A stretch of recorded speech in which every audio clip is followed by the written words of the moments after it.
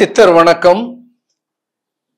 Mister lady viewers அனைவருக்கும் என்னுடைய சித்தர்களின் பெயரால் வணக்கத்தை தெரிவித்துக் கொள்கிறேன்.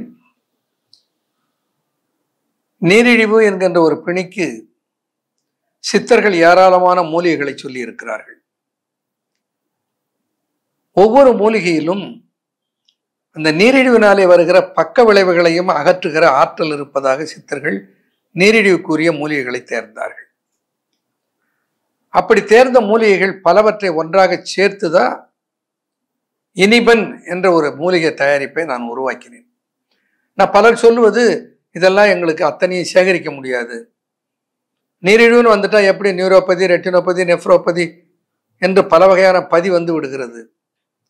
இவைகளையெல்லாம் கட்டுப்படுத்துகிற மூலிகைகளை எல்லாம் ஒன்றாக சேர்த்து ஒரு தயாரிப்பு கிடைத்தால் நன்றாக இருக்கும் என்று பலருடைய வேண்டுதலுக்கு இணங்க அதை உரிமம் பெற்ற பார்மசூட்டிக்கல் ப்ராடக்டாக இனிபன் என்ற ஒன்றை நான் உருவாக்கினேன். அதில் இதெல்லாம் இருக்கிறது. நீரிழிவுக்கு என்று சொல்லப்படுகிற பல்வேறு மூலிகைகளிலே மிகச்சிறந்த மூலிகையாக நான் நினைப்பது தொட்டாய் சினுங்கி, தொட்டால் சுருங்கி அல்லது தொட்டால் சினுங்கி என்று சொல்லப்படுகிற ஒரு மூலிகை. அதனுடைய தாவர இயல் பெயர் மைமோசா புடிக்கா என்று பெயர். இந்த தொட்டார் சினுங்கி, இந்த பேரை பாருங்களேன், சினுங்கி. இந்த மனைவியை பார்த்து கணவன் சொல்லுவான் சினுங்காதுன்னு சொல்லுவான்.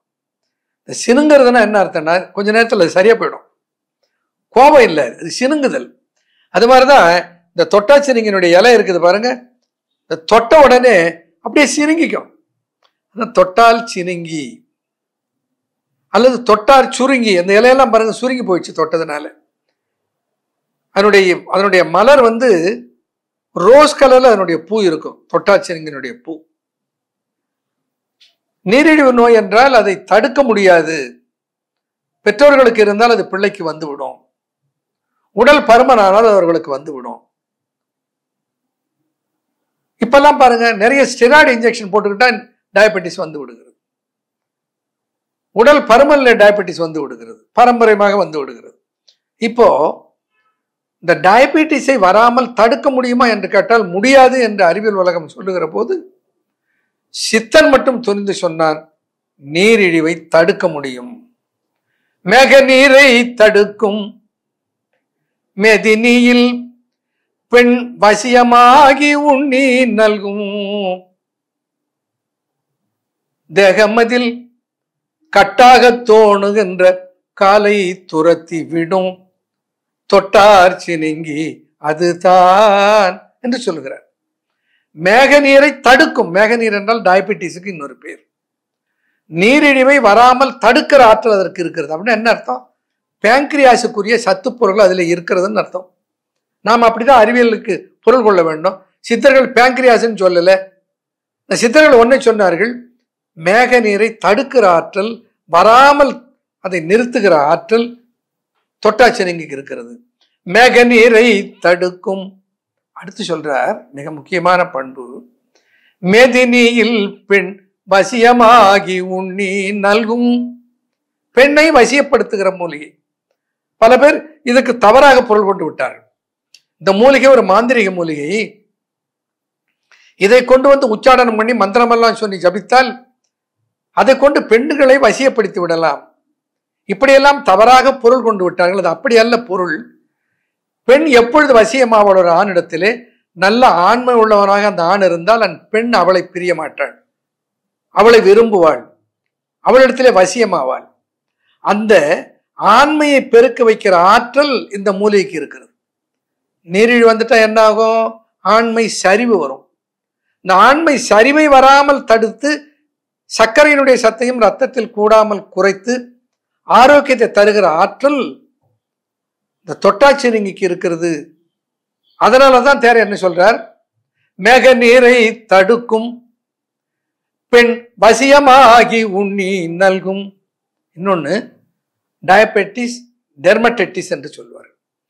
டயபெட்டிஸ் வந்துட்டா சரும நோய்கள் நிறைய வந்துடும். சருமத்தில் தடிப்பு தடிப்பாக, கொப்பளம் கொப்பளமாக தோல் நோய் வரும். அதை எதிர்த்து போராடுகிற ஆற்றல் நீரிழிவு உள்ளவர்களுக்கு இருக்காது. அதை சொல்றார், மேக நீரை தடுக்கும் மெதினியில் பெண் வசியமாகி உண்ணி நல்கும் தேகமதில் கட்டாக தோணுகின்ற காலை துரத்தி விடும். தொலைச்சிருமா. தொட்டார் சினுங்கி அதுதான். தொட்டார் சினுங்கிக்கு அந்த ஆற்றல் இருக்கிறது என்று தேரையர் சொல்லுகிறார். இதை எப்படி கையாளுவது? நான் ஒரு தடவை மலேசியாவுக்கு போயிருந்தேன்.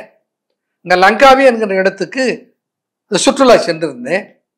அங்கே ஒருவர் வந்து நான் உண்டு சிற்றுண்டி உணவு சாப்பிட்டு விட்டு அந்த விடுதியில இருந்து கிளம்பிய போது பில் கேட்டேன். அவர் பில் கொடுக்க மறுத்துட்டார். என்னையா சாப்பிட்டுட்டு போறேன், எனக்கு பில் கொடுக்க மாட்டேங்கிறீங்களே? இல்லையா, நீங்க ஏற்கனவே பே பண்ணிட்டீங்க. எப்படிங்க? அவர் சொன்னார், இங்க பாருங்க, இந்த வட்டாரத்தில் இருக்கிற மொத்த தொட்டாச்சினிங்க நான் காலி பண்ணிட்டேன். நீங்கள் தொலைக்காட்சியிலே பேசியதை வைத்து நான் அந்த தொட்டாச்சினிங்கியை பறித்து சாப்பிட்டு, அதை எப்படி சாப்பிட்டேன்? கஷாயம் விட்டு சாப்பிட்டேன். ஒரு கைப்பிடி அளவுக்கு தொட்டாச்சினிங்க இலையை பறிப்பேன், பச்சை இலையை, அதை ஒரு டம்ளர் தண்ணீரிலே போட்டு காய்ச்சுவேன். அதை அரை டம்ளராக சுண்டிய பின்னால் அதை வடிகட்டி விட்டு குடித்து விடுவேன். இப்படி நான் தொட்டாச்சினிங்களுடைய கஷாயத்தை சாப்பிட்டு கொண்டு வந்தேன். அதனுடைய விளைவு என்னுடைய குருதியில் சர்க்கரை அளவு கட்டுப்பாட்டுக்கு வந்து விட்டது. நான் இங்கே லங்காவியில் இருக்கிறேன், நீங்க இந்தியாவில் இருக்கிறீர்கள். என்னுடைய சொந்த ஊர் திருச்சி. நான் இங்கே வந்து வேலை பார்த்து கொண்டு இருக்கிறேன். என்னுடைய சர்க்கரை நோயை கட்டுப்பாட்டுக்கு கொண்டு வர உதவியது இந்த தொட்டாச்சினிங்க மூலிகை. அதற்கு காரணம் நீங்கள், நான் இல்லையா, சித்தர்கள் என்று சொன்னேன். அப்படி இந்த தொட்டாச்சினிங்கி சர்க்கரை நோயை கட்டுப்படுத்துவதில் ஒரு நிகரற்ற மூலிகையாக இருக்கிறது.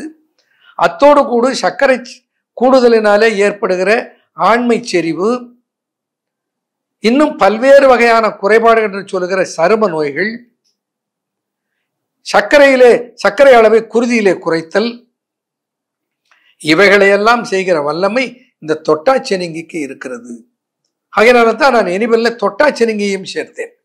இந்த தொட்டாச்சினிங்கியை எடுத்துக்கொள்வதனாலே சர்க்கரை சத்து மட்டும் குருதியில் குறைவது அதோடு நின்று விடுவதல்ல.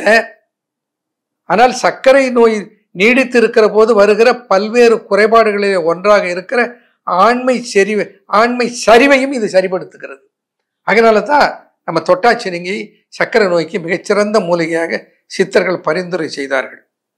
தமிழுக்கு ஒரு நல்லுலகம். இந்த தொட்டாச்சினிங்கி எப்படி கையாளுவது என்பதை தெரிந்து கொள்ள வேண்டும். அப்படியே பறித்து வந்து இந்த தொட்டாச்சினிங்கியை நிழலில் உலர்த்தி பொடியாக நறுக்கி உலர்த்த வேண்டும். தொட்டாச்சினிங்கில சின்ன சின்ன முள் இருக்கும். மிக கவனமாக அதை பறித்து வர வேண்டும். அதை பூவோடு இலையோடு அப்படியே மொத்தமாக எடுத்து பொடியாக நறுக்கி உலர வைத்து நிழலிலே உலர்த்துவது சிறந்தது. அப்படி உலர்ந்த பின்னால் அதை எடுத்து அரைத்து சலித்து தூளாக எடுத்துக்கொண்டு அதற்கு பேர் சூரணம்னு பேர்.